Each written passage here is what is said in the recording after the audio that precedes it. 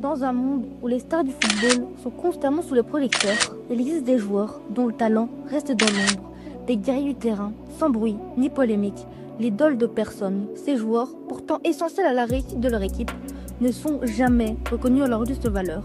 Bref, revenons sur les traces d'un homme qui incarne parfaitement cette réalité. Idrissa Gana Gueye. Ses qualités sont plutôt bien décrites par son entraîneur, Rudy Garcia. C'est un garçon qui va toujours de l'avant au niveau du pressing, qui est excellent au niveau de la récupération du ballon. Et oui, il a un mental assez fort, ce qui lui permet de réussir. Tout commence au Sénégal. Comme beaucoup de jeunes, Idrissa Gueye se passionne très tôt pour le football. Son idole, David Beckham, c'est lui qui va l'inspirer et lui donner envie de faire carrière. Pourtant, Gueye n'a rien à Beckham sur le terrain. Son talent est ailleurs. Son truc, c'est la récupération, l'intelligence tactique et l'impact physique. Il intègre une académie locale avant d'être repéré par le LOSC. Sans hésiter, il s'envole pour la France. Il commence avec la réserve en CFA, travaille dur et attend son moment. Son moment arrive lorsque Rudy Garcia lui donne sa chance en Coupe de France. Son équipe est éliminée, mais Gueye, lui, a marqué des points. Sa prestation convainc le coach qui décide de le garder avec les pros. À partir de là, tout s'accélère. 8 mois après ses débuts, il découvre la Ligue Europa et marque son tout premier but contre la Gantoise. Puis, vers les années 2010, Lille réalise un doublé historique, remportant la Ligue 1 et la Coupe de France. Gueye est là, il fait partie du collectif, mais il reste dans l'ombre. À cette époque, les projecteurs sont braqués sur Eden Hazard, Gervinho, Moussa Sow. Pendant que ces joueurs enflamment la défense adverse, lui fait le travail dans l'ombre. Il récupère, coupe les attaques, relance proprement et devient un élément clé du LOSC. Un milieu défensif, infatigable, toujours bien placé, agressif, dans le bon sens du terme. Malgré son importance, peu de médias parlent de lui. Il y a trop peu d'articles, peu de vidéos qui mettent en avant son travail. C'est la réalité du joueur comme lui, essentiel mais rarement mis sous le feu des projecteurs. Après plusieurs saisons solides en Ligue 1, Gueye est élu meilleur milieu défensif du championnat. C'est à ce moment-là qu'Aston Villa s'intéresse à lui. Pour 12 millions d'euros, il quitte Lille et débarque en Première Ligue. Pourtant, son transfert reste presque inaperçu. Sur le terrain, il prouve rapidement qu'il a le niveau pour ce championnat ultra compétitif. Il devient même le joueur avec le plus grand nombre de tacles réussis en Europe. Mais le collectif ne le suit pas. Aston Villa termine dernier et descend en Championship. Heureusement, Everton ne laisse pas passer l'opportunité. Il le recrute pour 9 millions d'euros. À Goodison Park, Gueye commence à être reconnu par les amateurs de football anglais, à s'imposer comme un véritable métronome au milieu du terrain.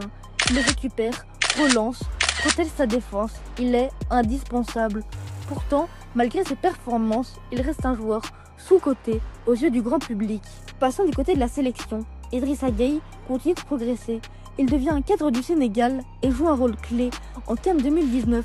En quart de finale, il inscrit un but décisif qui qualifie son équipe pour le dernier carré. Du pied d'Idrissa Gueye avec Sadio Mané qui s'est relaxé. Idrissa Gueye, c'est l'ancien Lillois qui permet aux Lions. Mais en finale, les Lions de la Taranga s'inclinent face à l'Algérie. Une énorme déception pour Gueye et ses coéquipiers. Salif Sané pour tenter, c'est sur le mur et c'est terminé. Ils sont 11 sur le terrain, mais ils sont des millions à gagner ce soir. L'Algérie remporte ce match 1-0 et remporte la Coupe d'Afrique des Nations 2019. Durant le mercato, une nouvelle importante fait surface.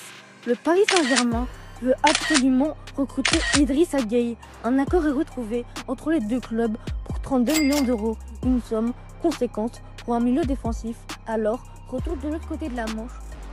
Gueye s'engage donc au Paris Saint-Germain, un grand club européen avec des grandes ambitions. Mais malheureusement, cette aventure ne se passe pas du tout comme prévu.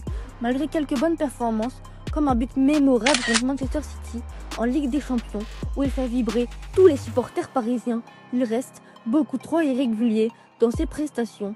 Avec le limogeage de Thomas Tuchel, la situation devient encore plus compliquée pour lui. Il est mis sur la liste des indésirables, ce qui marque un tournant dans sa carrière au PSG. On sait qu'il ne va pas réussir à s'imposer au Paris Saint-Germain. Idrissa Gueye prend une décision importante. Plutôt que de rester sur le banc et de s'enterrer dans un club où il ne se sent pas épanoui, il décide de revenir à Everton. Ce choix surprend. Pourquoi revenir en Première Ligue dans un club moins prestigieux que le PSG? La réponse est simple. Idrissa Gueye veut jouer au football, tout simplement. Il veut être sur le terrain, retrouver le vrai football, celui où l'on joue pour le plaisir et pour sa passion, pas pour satisfaire les attentes des supporters ou bien même des médias.